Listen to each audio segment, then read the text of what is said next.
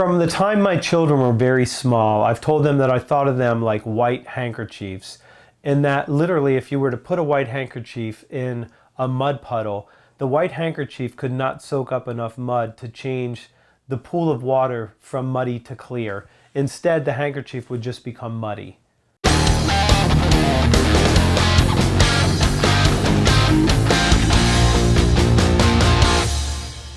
Hey, it's Iannarino, and I tell you this story because if you're a leader, one of the most important things that you do is to create and protect a culture.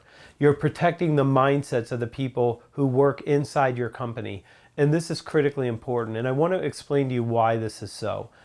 If you have a negative person and they're sitting next to a positive person, the positive person very, very rarely can turn a negative person positive.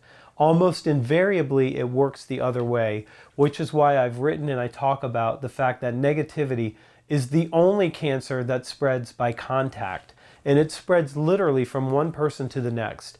And so you imagine you have a negative, pessimistic, disempowered, cynical person sitting next to a positive, empowered, optimistic, future-oriented person who's got a great attitude and they're doing great work. This negative person gets to chip away at them incessantly, and that's exactly what they do. They get to say, listen, it's really hard to sell here. It's not us, it's the economy. It's the Trump presidency. It's our irrational competitors. It's the territories aren't designed right. Our prices aren't right. Our product isn't right. It's everything except us. I have friends that sell the same thing someplace else, and they're doing way better because they have a lower price. Just makes it easier for them to sell. Our commission structure is not right. The sales manager asks for reports too often. All they care about is the numbers, and so on and so forth. And they get to keep saying this to the positive person, and eventually they start to chip away at the armor of that is the positive, optimistic outlook that this person has, and pretty soon they start to come down a level. So they go from being super positive to sort of neutral to look a little bit negative, a little bit cynical, and then pretty soon they start to commiserate and they look exactly like the person sitting next to them. But now there's two of them, and they find a third person and a fourth person. And this is how the cancer of negativity spreads inside an organization. So your job as a leader is to cut it off and to stop it. And I did a video last week about the 3 choices you have for an underperforming person on your team. And those 3 choices start with retraining that individual, reassigning that individual, or then removing the individual. And I said there are only a couple times I think that remove should come first.